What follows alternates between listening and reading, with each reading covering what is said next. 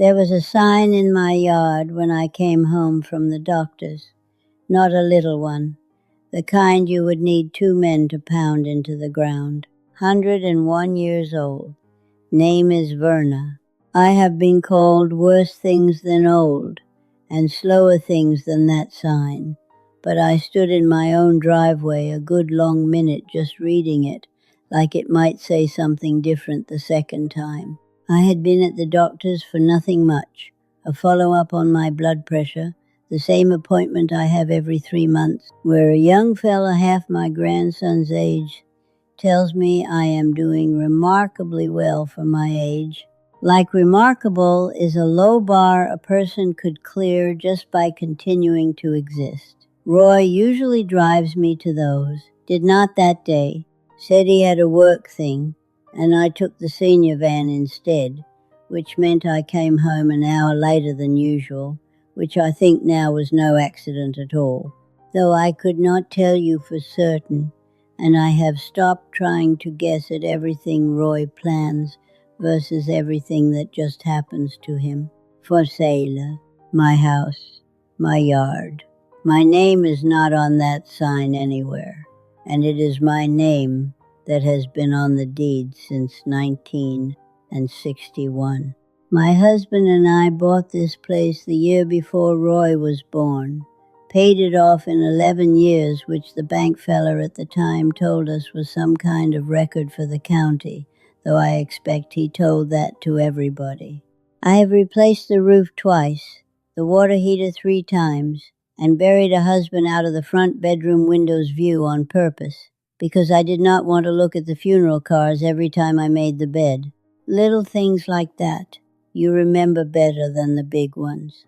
I want to back up, because none of this makes sense unless I tell you about Roy first. Roy is my son, only one I have got left that speaks to me regular, and even that is a generous way of putting it.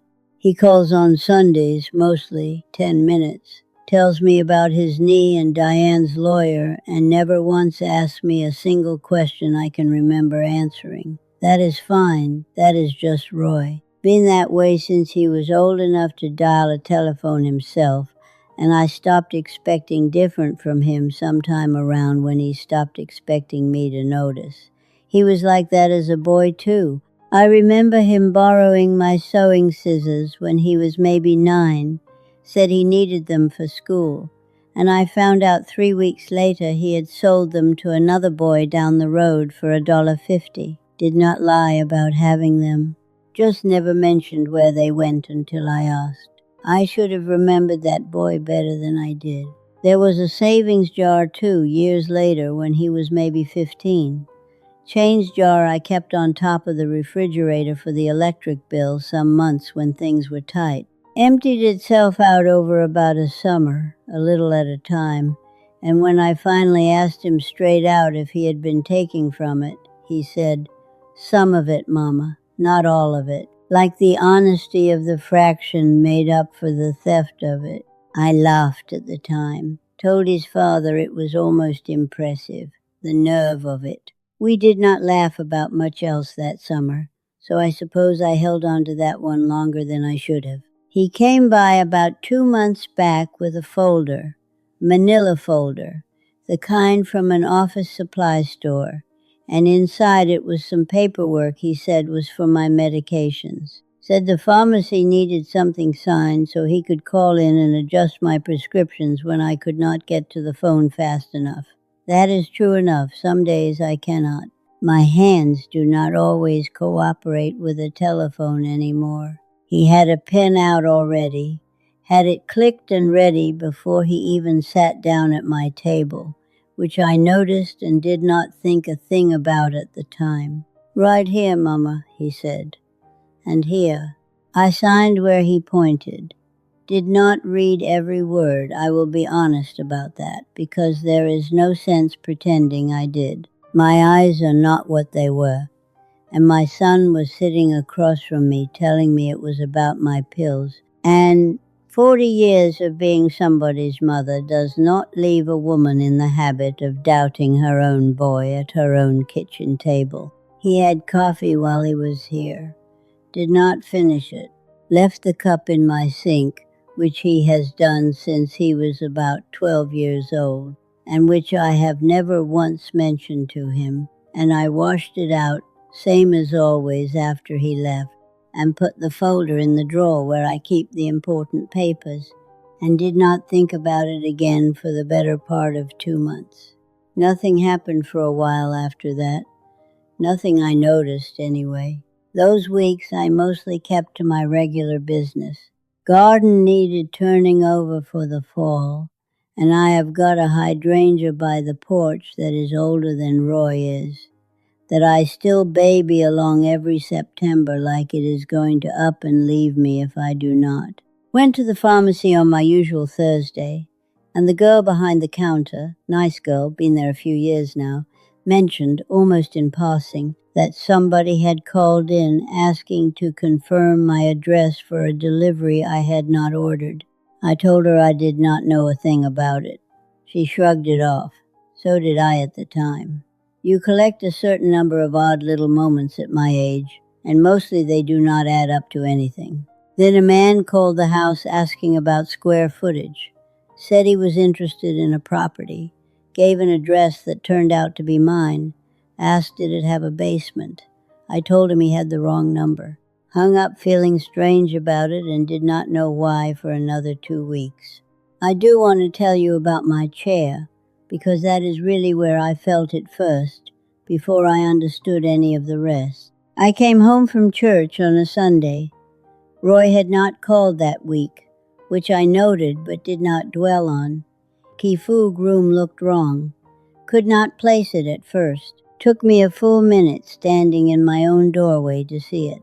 My chair, the good one, the one my husband bought me the year before he passed, was not by the window anymore. Somebody had moved it to the corner, angled toward the wall, and put a little side table where it used to sit instead, with a bowl of decorative fruit on it that I have never owned in my life. There were little paper tags on some of the furniture, sale prices, on my furniture, in my front room, $25 on a side table that is not even mine, $15 on a lamp I have had since Eisenhower, priced like it was somebody's yard sale left over, and not a thing that has sat on that shelf since before Roy could walk. I stood there a long while before I moved anything back. Long enough that the light changed some, coming through the window at a different angle than when I had first walked in. I remember thinking very clearly that whoever had come into my house to do this had stood exactly where I was standing now, deciding where my own furniture ought to go, and had never once thought to wonder whether I would mind. That is when the calls started making a different kind of sense to me. I called my neighbor's boy over, not to ask him anything about the sign, just to help me lift the chair back where it belonged. My arms are not what they were, and while he was here I asked him, would he mind looking something up on his telephone? Real estate listing, I said. My address. He did not ask why. Just tapped around on that little screen of his for a minute, and then went quiet in a way that told me before he said a single word. There it was, photographs of my own kitchen, my own front room, chair moved, fruit bowl and all, taken from an angle that made the room look bigger than it has ever looked in 60 years of me living in it, with a price at the top and a little map with a pin dropped right on my house. 12 photographs total. He scrolled through all of them for me, slow, and I made him stop on the one of the front room longest, because I wanted to see exactly how they had arranged my own chair before I put it back. I did not cry in front of that boy. I want that on the record. I waited till he left and thanked him and gave him a few dollars for his trouble, which he did not want to take, and I made him take anyway. I called Roy that night. Did not get him, got his voicemail, same as always, and I did not leave a message because I did not trust my own voice to come out even. 2 days later, a woman called instead. Very pleasant voice, the kind trained to stay pleasant no matter what is on the other end of the line. Said she was calling from the title company, just confirming the closing date was still on track for the 22nd, and did I have any questions about the transfer documents I had signed back in March. I asked her to repeat the date. She did.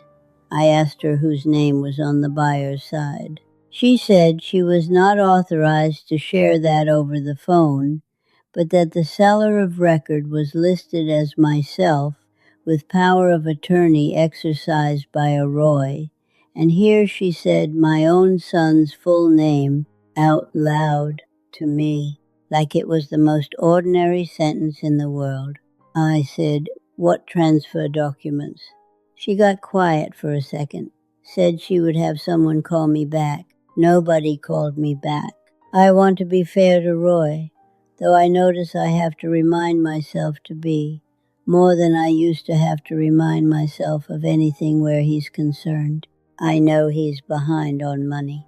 I know Diane's lawyer is not cheap, and I know the knee surgery he keeps putting off is not going to pay for itself, and I know a house free and clear, with an old woman's signature already on the right line, must have looked to him like the only door in the hallway that was not locked. I do not think he sat across from me at my kitchen table planning to ruin me. I think he sat there needing something so badly he let himself believe the story he was telling me was the same story he was telling himself. That does not make it easier. I want to say that plainly. Understanding a thing and forgiving it are not the same piece of furniture, whatever people like to tell you. My own mother lost her house the same way, near enough, though it was not a son who did it to her, it was a bank, back before there were rules about any of this worth mentioning. I was maybe 12. I remember men in her front room taking inventory with a clipboard, same as strangers taking photographs of mine. And I remember thinking even then that there ought to be a law against strangers standing in a woman's front room deciding what happens to it while she stands right there watching them do it. There was eventually a law, not for her, too late for her by a good 40 years.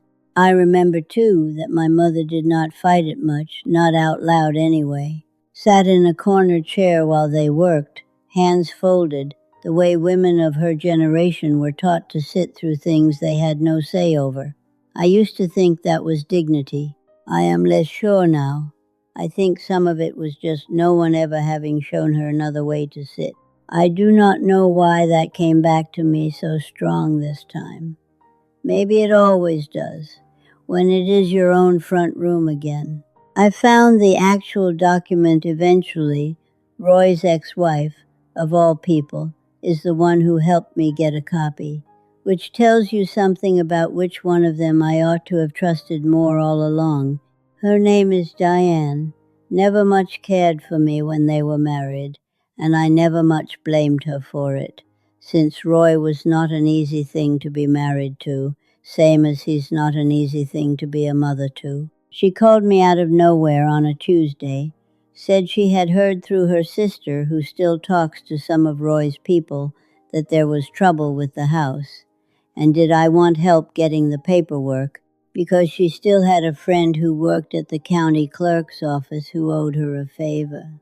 I said I would appreciate it, did not expect much to come of it. 2 days later, she was at my kitchen table with a manila folder of her own, a different one than Roy's, thinner, official, looking in a way his never was, and she set it down in front of me without a word, like she did not trust herself to explain it out loud.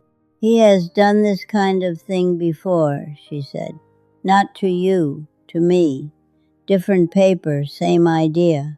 I did not ask her what she meant by that. Some doors you leave shut on purpose. She stayed maybe an hour, all told, and at one point got up to use the bathroom and came back through the front room, and I watched her look at my chair, back in its proper spot by then. and something crossed her face I could not quite name. Recognition, maybe. Like she had pictured this exact room 100 times over the years, from things Roy must have said, and was surprised to find it smaller or plainer, or just more lived in than whatever she had built up in her head. Before she left, she hugged me, which she never once did in all the years she was married to my son, and said, "You call me any time, does not matter what it is about." I said I would. I do not know that I will, but I appreciated the offer more than I let on at the time. It was not a medication form at all. It was a power of attorney, broad enough to cover the sale of real property, my name and his side by side at the bottom, my signature smaller than I remembered making it. Diane sat with me while I read it the first time, did not say anything, just refilled my coffee twice and let me take as long as I needed. I read every word of it again that night, alone this time. Sat at the same table where I had signed it, with my glasses on and the good lamp pulled close, and read the whole thing twice, out loud, to nobody, just to hear how it sounded coming out of my own mouth instead of his. There is a photograph on my mantel of Roy at 7 years old, missing his front teeth, holding up a fish he did not catch. His father caught it. Roy just held it for the picture, grinning like the fish had been his idea from the start, which is about the size of most things Roy has claimed credit for since. I have not taken that photograph down. I want to tell you why, and I cannot. I have stood in front of that mantel more than once since all this happened, hand halfway to it, and every time I have just left it there. I could not tell you the reason if you asked me twice. The sign stayed up 11 days after I found the listing. I counted, because counting was about the only thing that felt like doing something. I have a daughter too, I should mention, Patricia. Lives 4 states over. Calls less than Roy does, which is saying something, but calls straighter when she does. I told her about the sign on day 3. She went quiet on the phone, the same way Diane had gone quiet at my kitchen table, and then she said, "Do you want me to come down there?" And I said no, not yet, though I noticed I did not say no the way I meant it. She offered twice more over those 11 days. I said no both times. I still do not have a good answer for why, except that some things a woman needs to finish deciding on her own, even when somebody's offered to sit with her while she decides. Patricia did send me a lawyer's name, though. Wrote it on a sticky note in my own handwriting from something she dictated to me over the phone, and I stuck it to the refrigerator where I put important things I am not ready to look at yet. It is still there. I have not called the number. I tell myself I will. Those 11 days I mostly did ordinary things, same as always, because I have found at my age that ordinary things are the only reliable rope back to yourself when everything else is swinging. Watered the hydrangea, went to church, sat in my regular pew, sang the hymns I have sung since before Roy was a thought in anybody's head. The pastor asked how I was keeping. I said fine. He did not ask again, which is either good manners or a lack of curiosity, and at my age I have stopped minding which.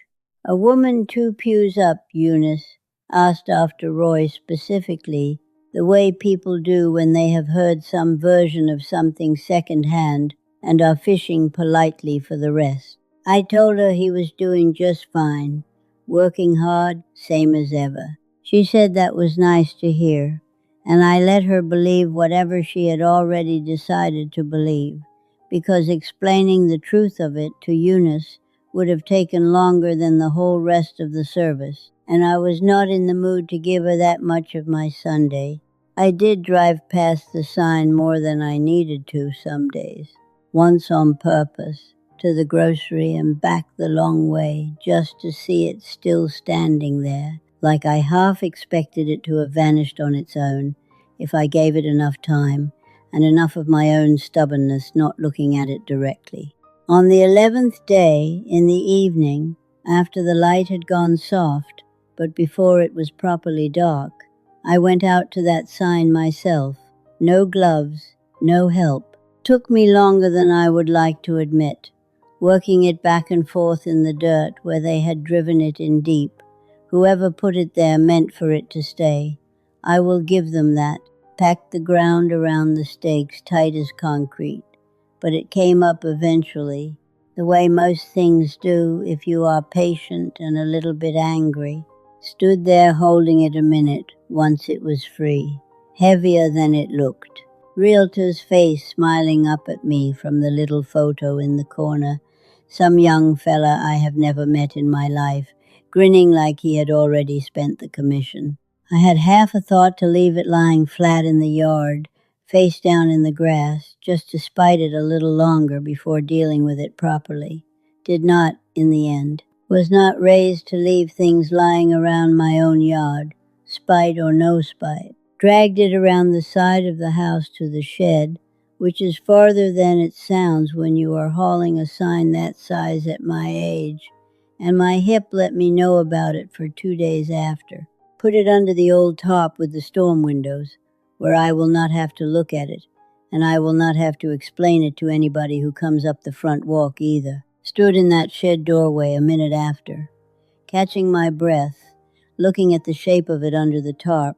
You could still tell exactly what it was, the corners of the frame poking up like a tent, and I thought, that is the most honest that sign has looked since the day they put it up. At least under a tarp it is not pretending to be anything. Roy called 2 days after that, asking why the photographs had come down off the listing website. Somebody at his office, I gather, had noticed and called the realtor, and the realtor had called him, confused, and now here he was calling me, sounding more inconvenienced than concerned. The way he has sounded about most things his whole life that were not directly happening to his own body. I told him I did not know anything about any website. He asked, sounding careful, the way he sounds when he already suspects the answer, "Mama, did you do something with the sign?" I said I had not touched a thing. There was a pause on his end long enough that I could hear his television in the background. Some game show, somebody winning something. I let the pause sit there, did not fill it. My mother used to say silence is the only thing in this world you can hand somebody without it costing you anything, and I have never found a better use for it than that phone call. He asked was I doing all right otherwise. I said fine. Same word I had given the pastor, same word I give most everybody these days, whether it is true or not, because it is shorter than the truth and asks less of whoever's listening. He said he would call again soon, which we both know by now means whenever it is convenient for him and not a day before, and we hung up without either one of us saying the actual thing, the way we have managed not to say most of the actual things between us for going on 60 years. He did not push it. Roy has never once pushed anything with me that might have cost him something to keep pushing. I moved the fruit bowl off that little side table the same night I moved the sign. The fruit in it was fake. Anyway, I discovered plastic grapes with a faint sheen that never once looked real up close, which felt about right for everything else that had happened to this room while I was not watching it. Put my chair back exactly where the window light hits it in the afternoon, the way my husband always liked it best. Angled just so, and I sat down in it after, with my tea, and looked out at the yard where that sign used to stand. Patricia called the next evening. First time in the 11 days she did not have to ask if there was news. Just talked, the way she does, about her grandkids and a recipe she had tried that did not come out right, and a bird that kept getting into her bird feeder that was not supposed to fit a bird that size. I let her talk. Did not mention the sign, or the shed, or Roy's phone call. She did not ask. I think she already knew, the way daughters sometimes know things without being told, and was giving me the ordinary conversation on purpose, like handing somebody a plain glass of water when they did not ask for one but clearly needed it. Diane has still got my number too, told me to use it, and meant it in a way Roy stopped meaning most things he says to me sometime around his 30th birthday. I think about calling her some evenings just to talk. Not about any of this, just to talk. The way you would call anybody you had started to trust more than you expected to. Have not yet. Might. Did not feel triumphant, particularly. Did not feel like I had won a single thing. Just felt like a woman sitting in her own chair in her own front room looking out her own window, which is a smaller thing to feel proud of than it ought to be at 101 years old in a house with my name on the deed since 1961. I still have not called Roy back about any of it. I expect I will, eventually, just not yet. I have not called that lawyer off the sticky note either, though it is still stuck to the refrigerator, curling a little at one corner now, same as most paper does eventually, given enough time near a warm kitchen. The photograph still on the mantel, same spot it has always been. I have not moved it. I do not expect I will.